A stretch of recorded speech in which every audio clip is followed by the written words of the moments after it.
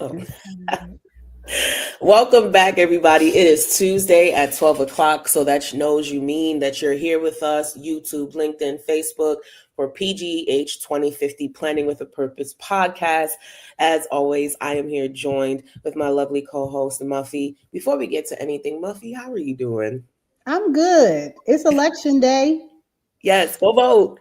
It is election day. Please go Yes. vote. We are here every Tuesday at 12. As you know, we'll bring city leaders, everyday residents, thought partners to the table to break down the city of Pittsburgh's ongoing comprehensive plan, to share stories from across communities, sectors, professional spaces, resident spaces, and highlight why inclusive city planning matters for the future. Once again, you can catch us here on Facebook, YouTube, LinkedIn, and each episode invites listeners to learn, engage, and imagine a sustainable, thriving Pittsburgh one conversation at a time. Now, we've had this conversation set up for a couple of weeks, and we are so excited to be joined here by Tammy Thompson, who is the president and CEO of Catapult Greater Pittsburgh. Tammy, how are you doing? I'm here. It's later in the year now, so it's a lot harder for me to lie. you know, Typically I'll be like, "Oh, great, I'm fine." It's been a year. It's been a year. So I am tired, but I'm holding on. So I'm okay. I'm okay. I think a lot of people could echo your sentiments. First of all, thank you for being honest. Most people will do the deep breath, like, I'm okay. I would have done that in February. If it was February. Well, it's almost February 2026, so we're getting the old version mixed with the new version. Right. It's been a year, man, and I haven't really taken any time off. So I'm tired. And yeah, there's a lot to do, though. There's a lot to do. Are you taking some time off, though, soon? I actually was granted, you guys are the first to know, really. I was granted a sabbatical. Yes. I have been planning to take off the first quarter of 2026. So we'll see. You're not coming back to work. Right. See, that's the thing. Everybody keeps saying, "Oh, this is great." I was like, "Y'all think it's great? I might not come." If somebody gave me 4 months off, honey, I wouldn't be anywhere near here. Yeah. I wouldn't to work. It's going to be a lot to think about, but I'll be back. I'll be back. We're really glad that you're sharing your presence and your space with us today. We're here to talk to you a little bit about Catapult and housing in the city. So first, we're gonna first of all, thank you for joining us. Really love hanging out with you. And for those who may not know you or your journey, I'm very aware of your journey. I've sat in a lot of rooms and heard your stories from here to there. So I love seeing your growth and how much reverence the city has for you. So can you talk to us a little bit about leading Catapult Greater Pittsburgh and what it's about? Yeah, so Catapult is a nonprofit that was sort of birthed out of a larger national nonprofit. We used to be Circles Greater Pittsburgh, which was part of Circles USA National Anti-Poverty Program. I started working with them locally here in 2014 as a consultant, a program development consultant. Loved it. Had a great time consulting. The executive director of Circles Greater Pittsburgh at the time was getting ready to move on to something else in 2018. And he was encouraging me. He said, "You really need to take this job." And I was like, "I don't want that job." I'm fine. I enjoy consulting. I'm perfectly fine to do this. And they kept pushing. And finally, a mentor of mine was like, "You got to take that job. You are making decisions from a fearful place." Ooh. And I was like, "Oh, wait a minute." And she was right. I didn't want to take the job because I had never done anything like this before. And so it just didn't make sense. Why would you think I could do it? Long story short, 2018, I took the role, did some strategic planning, realized we should not be paying somebody else to do work that we have to keep adapting. So decided in 2019 that we were going to separate from the national entity. 2020 was the year that we started the process of disconnecting from the national entity. So while all hell was breaking loose publicly, we were behind the scenes rebranding, redeveloping, and being prepared to be completely separate from a larger national entity. In January 2021, we officially became Catapult Greater Pittsburgh. And Catapult, in short, is a nonprofit organization that is hyper focused on being intentional about creating economic mobility opportunities. That is for low to moderate income folks, period. But we have a hyper focus on helping Black folks get what they need to reach economic stability and mobility. And it really birthed out of the 2019 Gender Equity Commission report. Yes. For me, it was a driving force for developing an organization that could help Black women reach stability, financial and economic stability, and strip down obstacles and barriers that were preventing people from economic mobility. So, I always say we weren't intentionally becoming an organization that is serving Black folks, but really that's who we're serving. That is and there's evidence that proves why that's important. This city has not done well by Black women. Mm-hmm. The city just has not done well by us. And so it was really important for me that we were creating programming that was specific to helping people see that that they are also this is for you. Yes, home ownership is for you. Entrepreneurship is for you, regardless of implicit or explicit messages that it's not. So over the years we've turned, we've been helping a lot of folks get out of that survival mode space and begin to acquire and develop assets that can be transferred to the next generation. That's awesome. I've engaged. I love that. And like I said, I've always been a fan of your trajectory, and I've engaged in a lot of national organizations whose national model do not propel Pittsburgh forward. No. And there's a fear to break away from that national. I'm like, we need to adapt to what's going on in Pittsburgh, which is very different from New Jersey or Texas or New York City. We can't do the stuff New Jersey does. Nope. And you can't. And that's what has always been the most effective way to reach people. Like, I feel like hyperlocal is underrated. Yeah. Yep.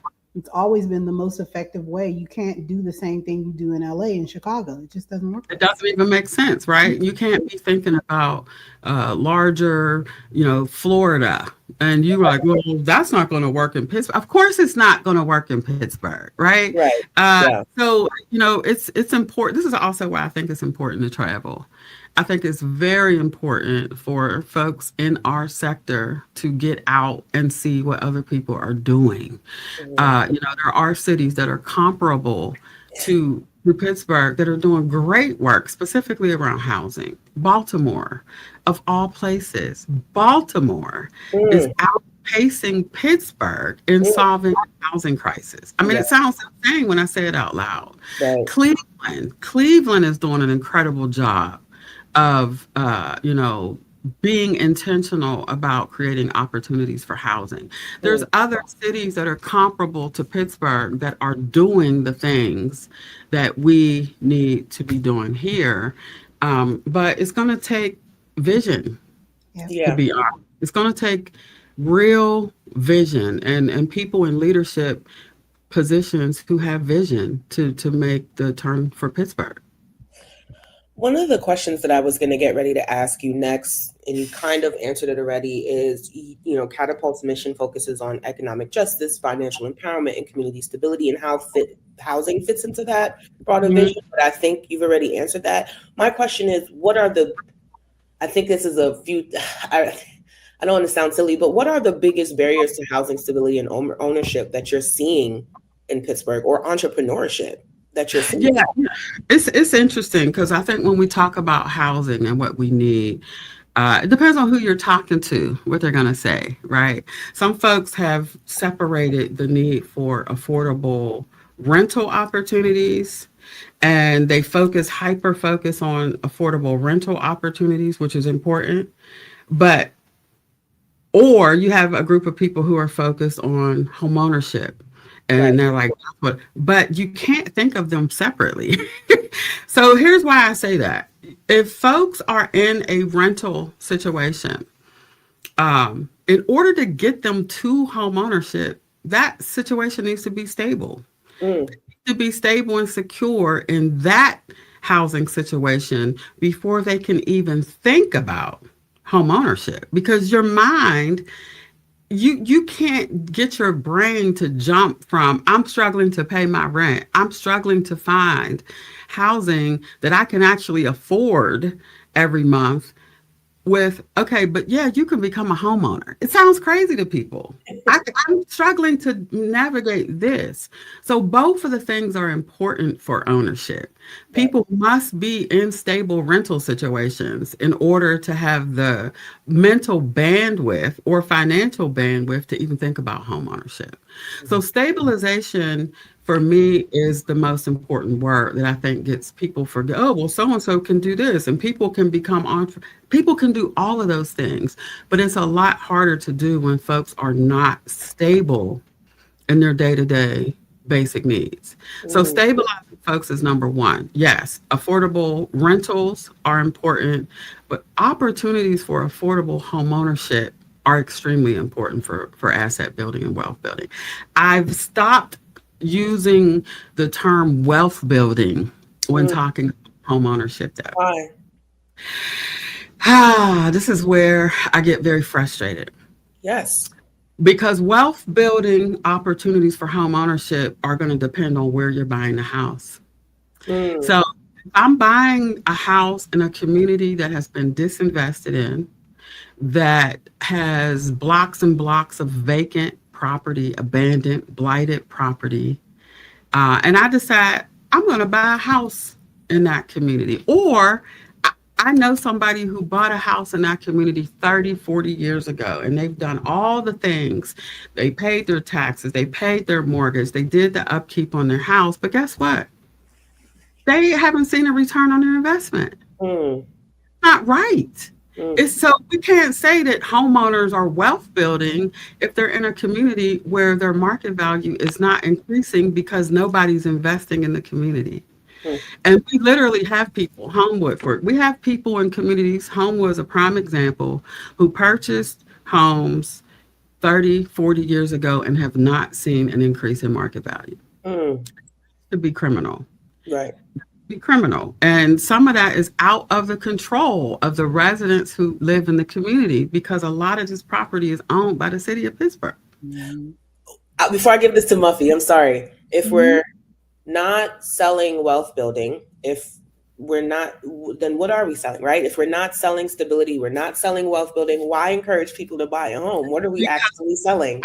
I think that home ownership can be sold as stabilization. It is a stabilization effort because at least when you own, right, you have some power and control over your housing situation and your life. I'm seeing this every day. People who are renting who have absolutely no control. Oh, yeah. Landlords are selling the property.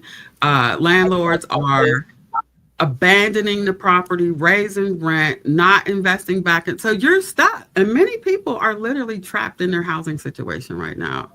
The housing situation is not good, but they can't afford to go anywhere else. Right. So they're trapped. That is not stabilization, right? But you need people to be able to be safe and secure in their housing. But from a home ownership standpoint, I own it. It might not be, I might be struggling. I might be struggling to pay my rent. I mean, my mortgage. I might be struggling sometimes to pay my taxes. There might be some maintenance issues, but at least I have some work. Nobody can come put me out of this house. right? This is a place where if my children need to come back home, they can come back home.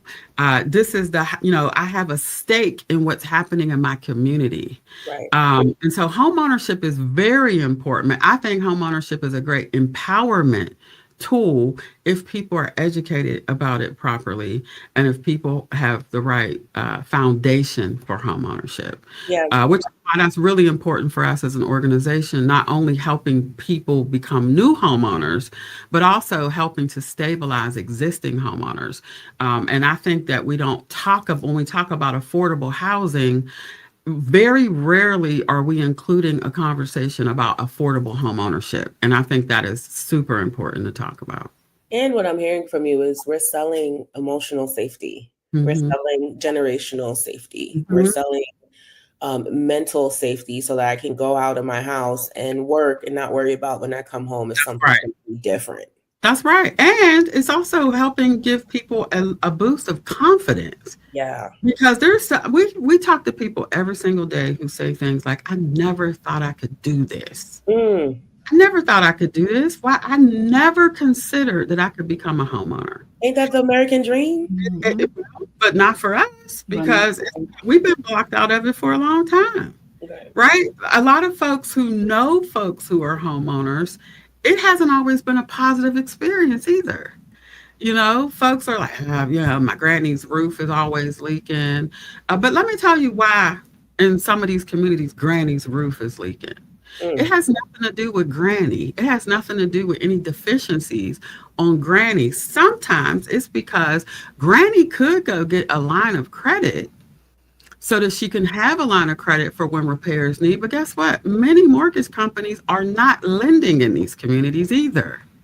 Right. So I might be trying to do the right thing and keep my house up and pay for my roof and pay for maintenance. But if I can't do what most homeowners should be able to do, walk into a bank. If I have equity in my home, I should be able to pull down a line of credit that covers the cost of maintenance. But if I'm in a community where lenders don't see value in my community, where appraisers don't see value in my community, and they won't even appraise the property at enough so that I can get a line of credit, or that lenders even find this community attractive enough to promote lending, then I'm stuck. What am I going to do? Yeah. So, and I've heard that story so many times. I mean, we talk about redlining in terms of home ownership, but we don't talk about it in terms of existing homeowners that they're appraising the property. And it's interesting because a lot of times this is happening pre-gentrification.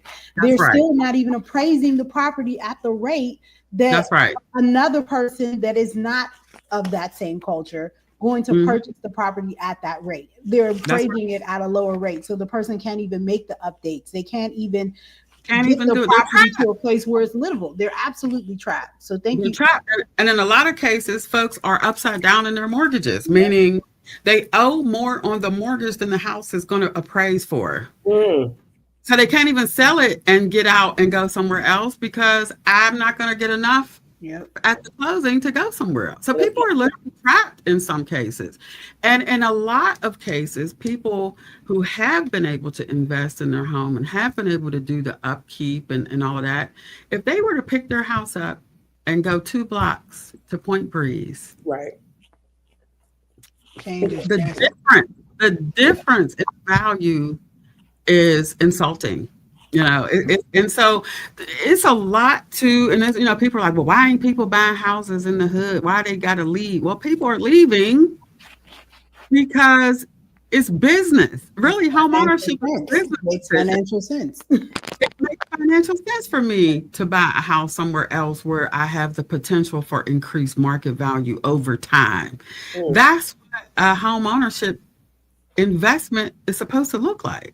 And it's sad that we have folks who did everything right and still are not benefiting from increased market value. I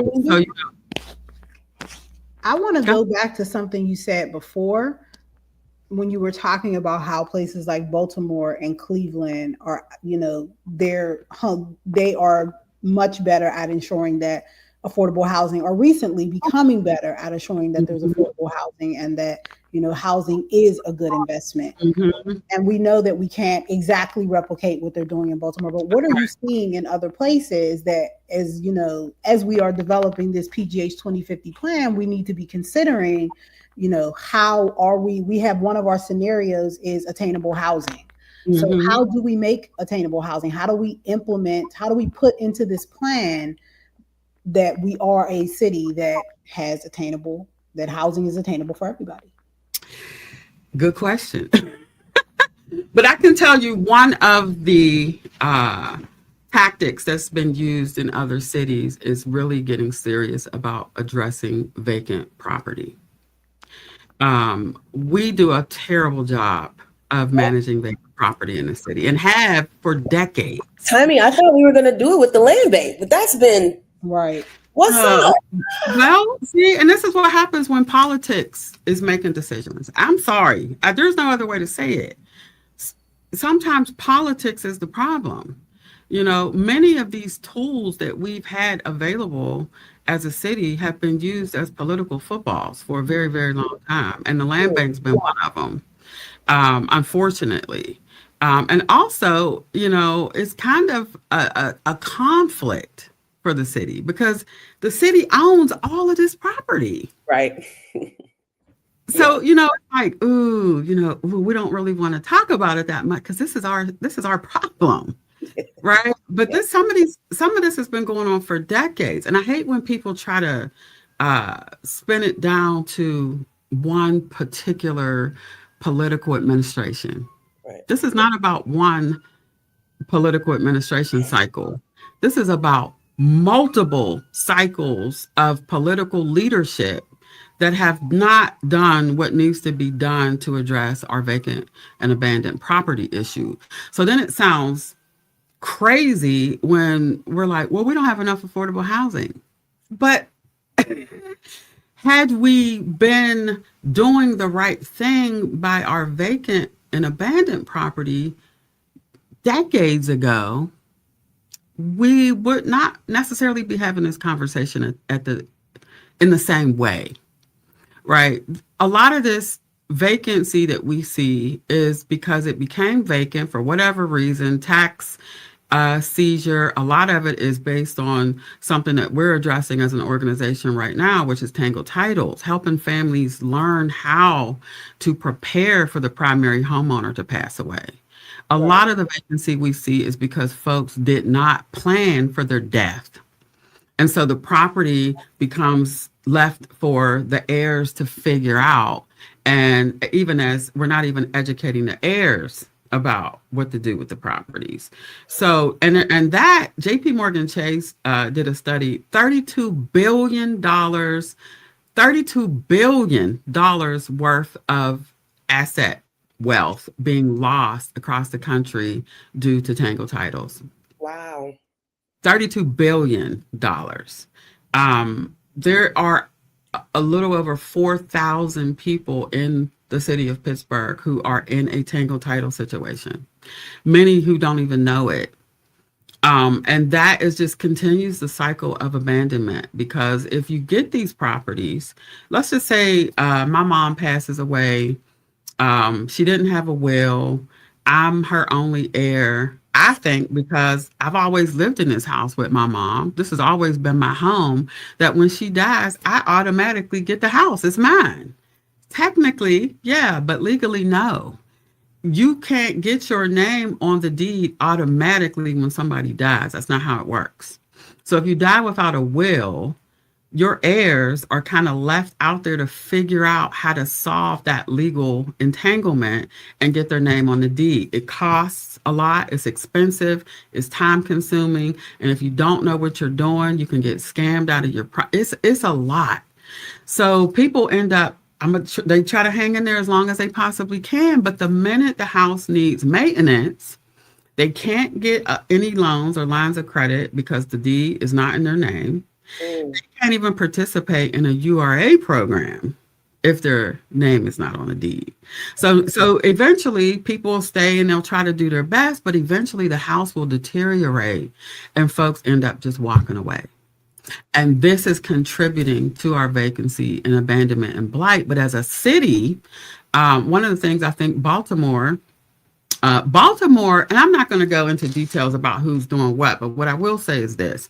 The common factor across these cities that are doing well is that their political folks are on board. They're aligned, yes. They're on board. They're supporting agencies and entities that are doing this work. They're working together collectively and collaboratively, and they're helping to fund it. And unfortunately, as a city, we don't do that well. We think that the nonprofit organizations are supposed to fix it all, right? That the nonprofits are supposed to fix government's problems, and that is not going to work. That's become the mindset. It's become the mindset. The nonprofits fix it. Yeah. And the nonprofits are killing themselves trying to solve a problem that doesn't belong to them. Right. And so how do we give it back? We need leadership who understands their role in this problem. That's the bottom line. We need leadership from council to mayoral administration to county executive to governor. Every level of government in this state needs to be talking about how to collaboratively fix this mess.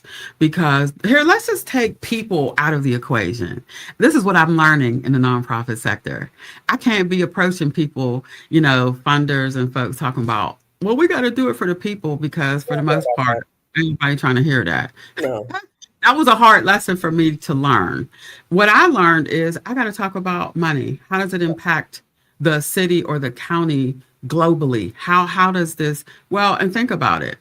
Think about blocks and blocks, dozens of empty, vacant, abandoned property that nobody's paying taxes on. That's money getting flushed down the toilet. That this city is struggling because we don't have enough tax revenue. We're not making enough tax revenue. Now, this is where it gets very hard to have this conversation. And I'm trying to think of a way to say it without becoming the villain. But the reality is this: we don't want market rate housing in our communities. People don't want market rate housing in their communities because they have been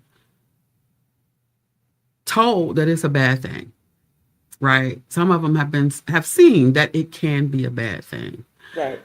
But if it's done right, if it's done responsibly, if it's done the right way, it is how these communities are going to thrive. You cannot build market rate housing and expect revitalization in communities. Because when I'm talking about market value and I'm talking about people starting to finally see a return on their investment, that's only going to happen with new sales happening in a community. And those sales need to be in line with what the market is. So, I see it all the time. I see people say, $250,000 for a house in Homewood, that they would never say $250,000 for a house in Point Breeze. The house is the same house.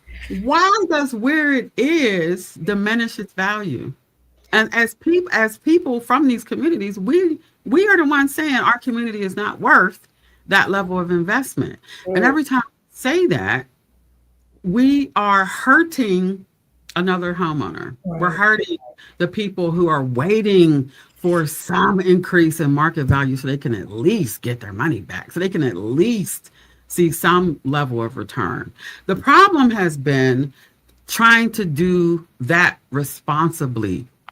It has to be done responsibly. It has to be done considering all residents of the community. And that's where I think developers get in trouble, is folks are like, well, that ain't my job to figure out. We're just building houses. But unfortunately, there's a lot of work that has to be done to, first of all, get the community to trust that you're building responsibly so that folks are not being displaced.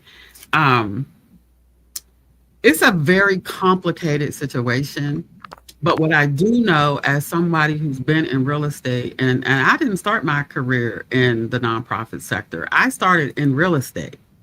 So I understand how market value works. I understand how development works to an extent, how it would work if it were being done well. And I think right now we're just this city that just doesn't understand nuance.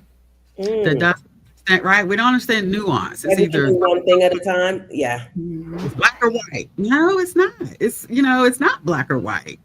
And I think because we have been hesitant to do development at a large scale, to increase our market values over time, we are now in a very precarious situation as a city. But Um, Tammy, I gotta be honest. I gotta be honest. Every time I go into a conversation with Pittsburgh or these neighborhoods, they're very staunch about keeping their culture. They're very yeah. staunch about keeping that identity of the neighborhood. They're very, Hmm. they will not budge around the culture and protecting the culture and what currently feels like home, Muffy. But Hmm. as a native Pittsburgher, I think one of the issues is that most native Pittsburghers have never seen scenarios where incomes can exist at multiple level, and we don't recognize that that is the social infrastructure that creates thriving communities. Because Yes. when we talk about infrastructure, oftentimes we talk about it from a building space, and like Tammy said, like it's not, people understand physicality of things. Hmm. Oftentimes what people don't understand is that nuance of psychology, Hmm. of Yeah. social necessity, that's Yeah. Hmm. necessary in order for a community to thrive. So when Hmm. folks are thinking about, like, okay, why can't there be a $250,000 home, automatically folks are thinking about the physicality of it. I can't afford $250,000. I don't want somebody living next door to me that has a home for $250,000, because is my rent going to go up? Am I going to That's get the big outpriced fear. out of my community? So That's the fear. the question That's is, the how fear. do we get people to understand? Because I am initially, Hmm. I lived in the Borough Street projects Hmm. before the people came in, Yeah. Yeah. and I can credit that experience with why I graduated from college. Because Hmm. there Wow. were people that lived next door to me that were also going to college. There were people that lived in my neighborhood that were doing, like, there was a multitude of people in one space doing different things, and it allowed you to see multiple variations of what you Yeah. do. Mm. Mixed income communities is Mixed how other income. folks are doing it. So both to get to your answer, the way other cities are doing it is they are using a mixed income model. And so here's a you know where Brickell in Miami is? Yeah. I know. Beautiful Brickell, right? It's like downtown Bay Area side of Miami.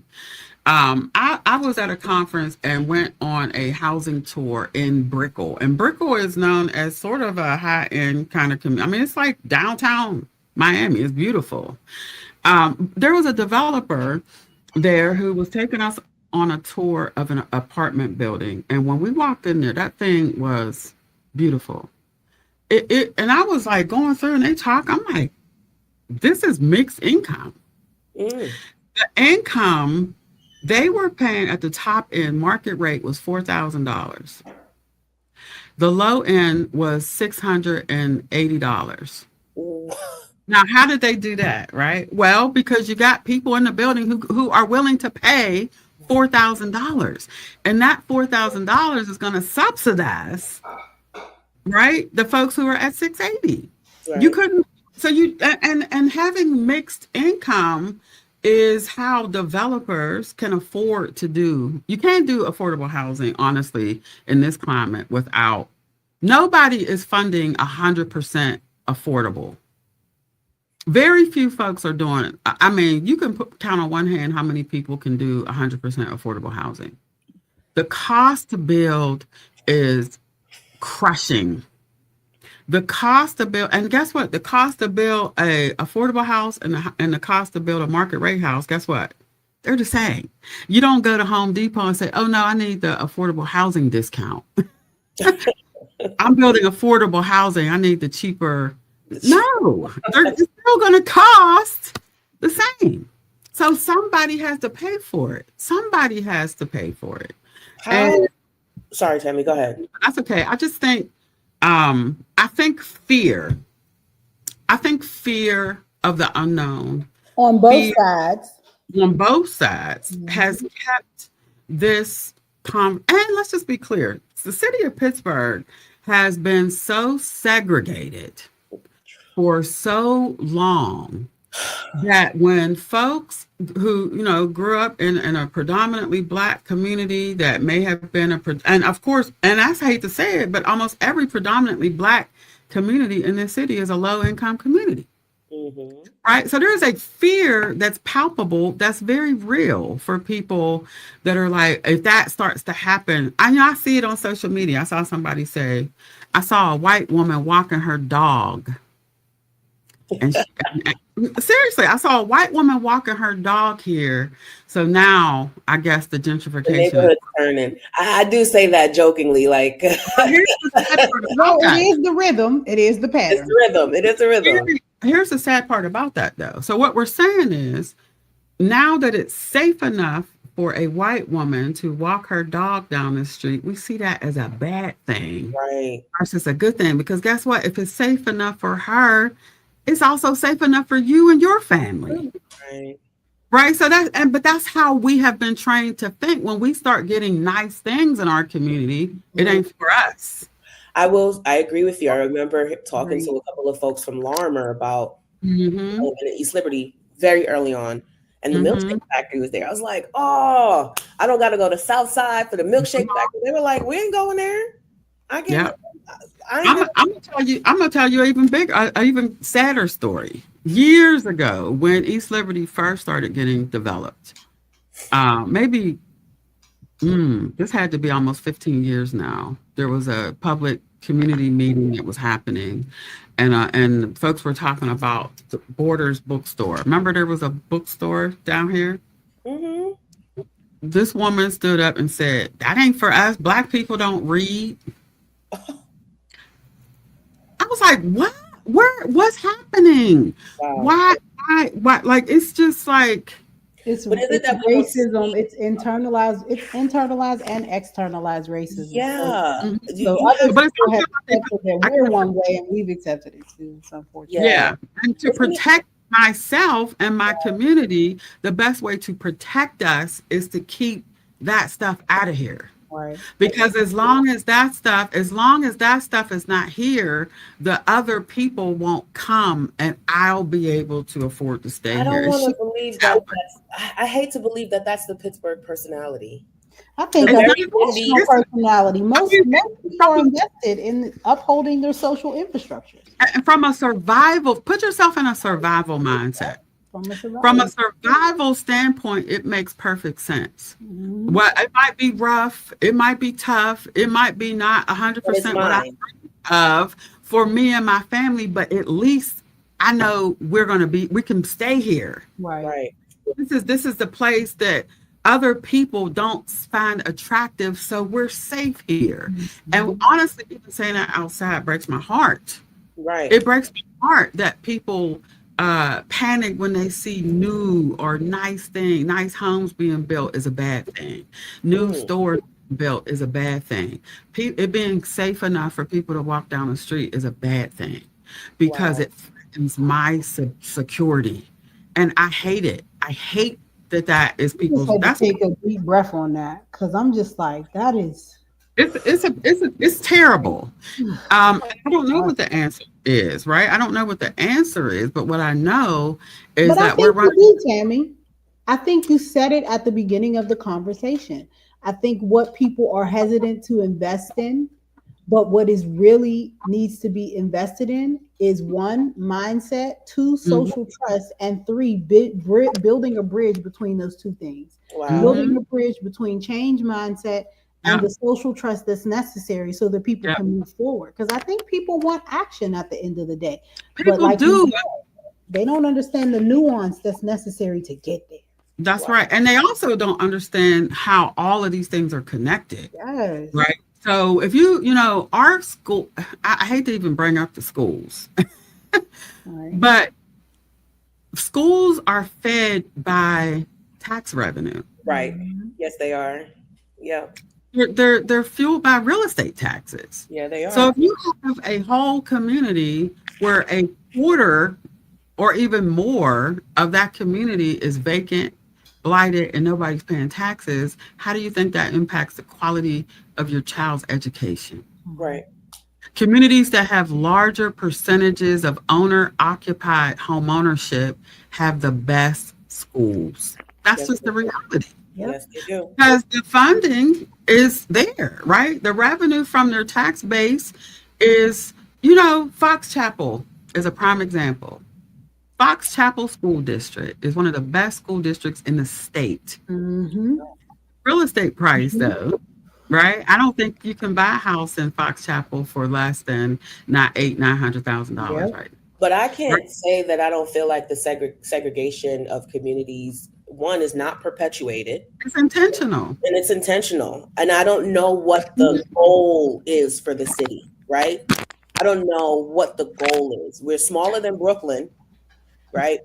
What is the goal here?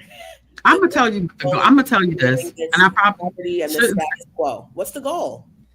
I probably shouldn't say this out loud, but I'm going to, because I'm old now. Old people just say stuff. You're not old. That's number one. So quit it. But we'll give you a pass right now, so you can say it because we want to hear it.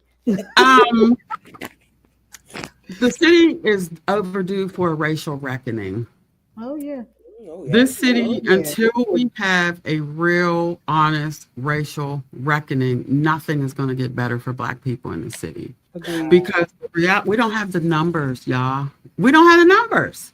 So our voice, although, people make a big show of acting like they want to hear what we got to say, at the end of the day, our voice is a sliver of this city's population. And as long as the people who are in power and in control don't see the value in our communities, don't see the value in the people in these communities, nothing's going to change. Wow. And listen, having a Black mayor, people thought, I feel it's awful that we put the amount of pressure that we put on this Black man to fix it. He was supposed to fix it all. He was supposed to come in with his black wand and sprinkle some magic, Black man dust all over the place, and all of a sudden, all of our issues were going to go away. That's the one thing I hope we get rid of, is this concept of Black magic, because I heard actually somebody I love near and dear to me said, we are not Lucky Charms. This is not, listen. Exactly. I am not magic. No magic. There's no magic. And let me tell you something. I'm not going to speak for Mayor Gainey, but what I will say, and I don't even want to make this about politics, because I hate politics. I think politics is, I hate saying this on election day, but I got issues with how politics, the power structure of politics, not now, but from the beginning, has been, it hasn't been in our favor ever. But now if you're in a city where the percentage of Black people is less than 17%, think about that. Wow. 17% of the population. So whoever is in political power, the way politics works is you need a majority voice. You need a majority voice to make things happen. And if your voice, right, what's important because you come from these communities, but the political voice, I don't care if you're mayor, you don't have ultimate power. You have a city council that you have to deal with. You got other quasi-governmental agencies that you have to deal with. Politics is not run by Black people in the city. I don't care if there's a Black man in the administration. That is not how politics works. Right. And so as long as we are a real minority in the city, I don't think, and I am starting to sound like a pessimist, and it's sort of because I'm starting to feel very pessimistic. I don't see a lot of change for Black folks happening in this city without the racial reckoning. Without the racial reckoning. Wow. It's not going to happen because people don't want to admit that they make decisions about what is important in the city based on who they're talking about. Right. And if somebody's like, well, that might be important to 15, because it ain't even important to all Black people. So let's take that number down. 17%, take it down to about 14% of the people who think in a similar way. That's not enough to move political decisions because 14% can't get you elected. I always felt Pittsburgh's tagline was "For whom." I mean, because if you're going to be honest, it's true. For whom? Why the M though? Why not for who instead of for whom? I think it's because you gotta put a little stink on it. The whom. Okay. The whom. All right, I'll take it. Tammy, you said some really poignant things. Now, I'm curious about, and I feel like the racial reckoning is one, but what's one principal piece of advice you would give city leaders and residents to carry forward as we work towards a vision of 2050? And what does give you a little bit of hope about housing justice in the city? Ooh, okay, so I'll start with what do we need to do? I don't think anything's going to change until our folks really understand the political structure and how politics works. I agree. I think people have checked out of politics and like, man, that don't have nothing to do with me. And these people going to do what they want anyway. That's not true. And I'm talking politics from every level. I'm talking about, your school board, your, community groups, your showing up to public comment for a lot of these entities like the Land Bank, like the Housing Authority, which I'm on the board of both. And I can tell you that public comment is very, very, very important. Showing up to meetings, showing up and giving your feedback, but learning what is possible and what's not, because sometimes we're asking for things that aren't possible and then we get mad when it doesn't happen. We have to understand how this mechanism works. Once we understand how the mechanism works, Tam, I'm always wondering how do we, because I think there's just amongst Black folks in particular, I think there's just such a level of intimidation about the political process. Yeah. And I'm always just thinking, how do we leap over that? Like, how do we get folks to the point where they don't feel like that's a system that's just too big for me to understand, let alone go up against? I think that we have to, first of all, provide real education in layman's terms. I think we may overcomplicate politics. I've been thinking about this for a long time myself. What does that education look like? Well, first, it can't just happen right before an election. Right. I feel like that the conversation about political education only happens around election time. But it should be an ongoing education. It has to be ongoing and it has to be connected to everyday life, right? We have to be able to say, this is why this was important because these folks don't have your best interest at heart because, see, they made a decision to end your SNAP benefits. This school is now pulling the books about Black people off the shelf, but that would only happen because people on the school board allowed it to happen. Right.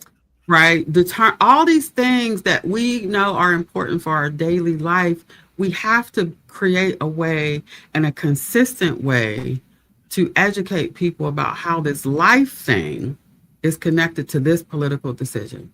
Wow. Right, because we're like, oh, go get registered to vote for what? Right, for what? Registered to vote even mean? Right, and why do I need to do it? And what does it do? And what we are not. And why has it not worked thus far? And why has it not worked? That's a big question.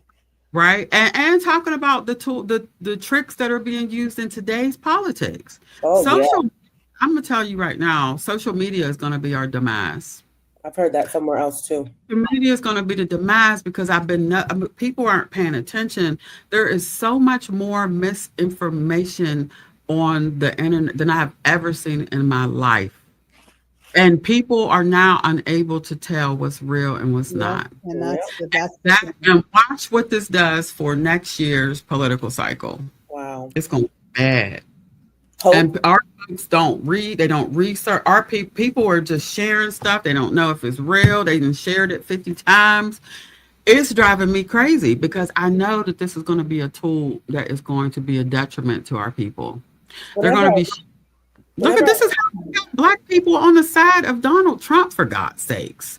yeah. Because there was so much misinformation and divisiveness, it was strategic for Black to start seeing all this stuff in our timelines about Black men versus Black women, right? You start seeing all this stuff in our timelines about, Trump's going to do this for Black men. And so you start seeing all these people talking about, no, we vote. It is intentional, it is strategic, and we're falling for it. And as long as we're falling for it, they're going to keep feeding it to us because it's benefiting people who do not have our best interest at heart. And unfortunately, if we don't find a way to consistently educate folks, and I think it should start from youth, we got to get these kids, as soon as they turn 18, they got to be ready to go vote.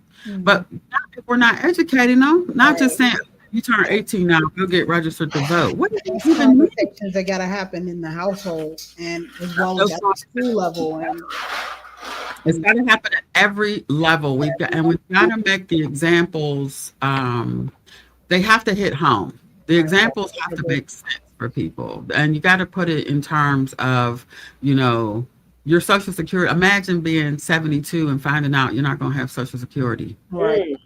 Like, let's research the folks who are voting on these things and see how they voted. Let's see what they've said about these things that are important to us. Because what they say all year and 2-3 years is going to be different than what they say when they're campaigning. Right. And I just don't know. I just think we're up against a lot. We're up against a lot. We have a lot of education that we need to do.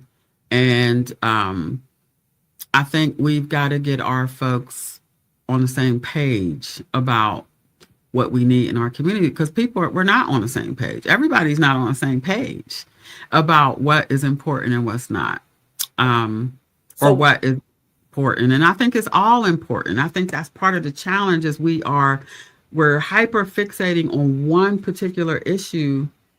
And then we're like, oh, well, that's not important. It's all important. And if we really look, that's why I love that this comprehensive plan is happening, because it helps people see how connected all of these things are. Right. Good education has everything to do with housing and home ownership. Right. Right. Strong has everything to do with a strong, healthy business commercial district in Main Street. All of these things are connected. I hear all the time people are like, y'all do a lot of programs, y'all all over the place. We're not all over the place. For people that understand how this works, it's all connected. Yep. You can't talk about wealth building and asset building and economic stability without talking about both home ownership and entrepreneurship, because strong, healthy communities require a high percentage of home ownership. High percentages of home ownership are going to get you strong corridors and main streets and commercial districts.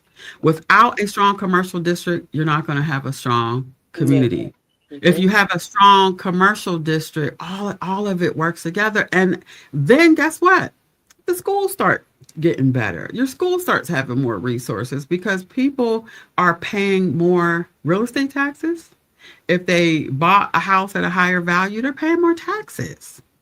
They're going to pay more taxes than the person who bought a house in 1975, right? That doesn't necessarily mean that if somebody came in and bought a house in 2025, that now my real estate taxes are going to go up. That's not how that works. It's all cyclical at the end of the day. Everything is attached to everything. Everything is affecting everything. Yes. I think that we're at the point now where we need to recognize that is the truth, and we need to move forward as if we do. So I think organizations, politics, social good spaces, all those things need to recognize that it, like we said at the beginning, it's much more nuanced than we've ever given it credit for. And we all have to At this point, it's, in my opinion, at this point, it's all hands on deck. Like, It's all if hands your on hand is deck. not touching the deck right now, you need to ask yourself why it's not touching the deck. And you need to play That's and figure out what absolutely, your part is to play. And not necessarily absolutely. stay in your lane, but like figure out what it is your part to play and play that Mhm. part to the best of your ability. Because we are definitely at unprecedented times. But I think Unprecedented times. it's And a here's real opportunity, though. It's an it's a opportunity. great opportunity. Here's Yeah, the other thing. We're not all going to agree on great. everything. Right. Absolutely. There's no way we can get everybody on the same page, but we got to at least be in the same book, And we got to right? give each other grace. And we also have to recognize that everybody's weapon in the war is going to be different, Right. right? I might be an archer. I like archery. You might have guns. You might have, tactical strategy. Everybody has a role, and it's not always going to look the same, but we have to respect everybody's role in this fight Yeah. and understand that everybody's weapon is important because we're all fighting the same war. That doesn't mean we're going to use the same weapon, but we're all in the same war. And um, I just this individualistic thinking is not going to get us anywhere. All right. It's just Well, I'm curious, before we wrap up, I've really enjoyed you being here. What is giving you hope nowadays? ooh. If you'd have asked me this in February or March, I probably would have had a lot to say. Oh, what is giving me hope, Lord? That's a tough question because I'm just going to be honest. Not a lot. That's okay. I mean, I'm just being Okay. honest. Not a lot is giving me hope these days. I think we are facing some of the toughest issues of our lifetime for many of us. Mm, Uh, there are going to be parts of that's never going to recover. Um, I think this city is in for the fight of its life. mm. I do. I believe that it's going to get worse before it gets better. And um, quite honestly, it doesn't give me a lot to be hopeful for. That's okay. Um, it doesn't. And I got to think about that because that's a bad place for me to be. I don't want to be in that space mentally. I do need to maintain a certain level of hope. But it's really hard right now. It's really, really hard. Maintaining hope is one of the more redeeming qualities that I think Black culture has, and we Mhm. floated on it for a really long time. And I think right now Mm, we need Yeah. more on that, kind of like what Muffy says. And I think there are a lot of people who feel like you, hopeless, a little bit in Mhm. despair, kind of confused about what their right. values are, what the American values are. And so I Yeah. do think that the city of Pittsburgh's comprehensive plan can try to get all of us in the same place and just say, hey guys, let's just all look around. One Yeah. second, take a second to look around. This is Mhm. everything in a nutshell about the city right now. Let's just take a second, stop and look around. I'm going And to say one thing that I think gives me a certain level of hope. I saw this during COVID, during the pandemic. One thing I've noticed is it's always the people with the least who yes, are willing to give and do and serve. And that always gives me hope. Over the last few weeks, when we were concerned about whether or not people's SNAP benefits were going to come through or not, the first thing I noticed was community folks, regular people, small grassroots orgs jumping right into action. It's always the folks with the least that are willing to give the most. And that does give me hope because I do believe that there is a potential for it to get really bad in a lot of communities. So it does give, although that is sad and it breaks my heart and it terrifies me, the thing that does give me hope is that folks are going to be okay because they're going to automatically and organically put together and take care of each other. And I do have hope for that. Yeah, that's where I have hope right now. Our people, our folks, how they take care of each other, how they serve each other, how they, are. all ready to jump in action when our community has needs is the only thing right now I can say is giving me hope. Well, Tammy, Muffy, I don't know if there's any final words from you, but I I so just want to woo saw us all. Woo saw. Whew. I want to make sure that we leave this conversation honoring that Black women have always done their part. That Mhm. we have done, we are doing our part. Mhm. And that's it. that's That's it. it. That's all. Because I agree with you. There's not much, but I'm Mm-mm. so proud of all of the Black people, period. Yeah, Black women, Black men. I'm so proud of us. I'm proud of us no matter where we're at, whether we in Pittsburgh or Baltimore or that's Cleveland, right. out here in Tampa with me. I see how we consistently create community. We consistently do the things that make each other at least feel like there is some hope. Now, when we look outside of that, I don't know what there might be to be hopeful for, but I know whenever I meet another sister, another brother, I always leave like, okay, we gonna I be feel all a little bit better, right? You feel like, Yeah. okay, I'm not by myself. right. We can, if nothing else, we can survive. Yes, But survive, I've been just tired of surviving, you I know? agree, It's 100%. time for us to, and it's always a monkey wrench thrown, right? We start getting our footing and another monkey, and we know that's intentional. We Right, know it's intentional, which is why it's important for us to fortify ourselves and each other, because if you don't see it by now, the majority of these folks don't care about us. Yeah. right, They're never going to choose us first, Mm, right? They're never going to prioritize us first. mm. It's we can get that in our mind and understand that we need to be working from that reality. I think things could be different for us in this right. city. Because we But as see long all as of that we stuff. want other folks to come and make it all better for us, that is never going to happen. It's not going to happen.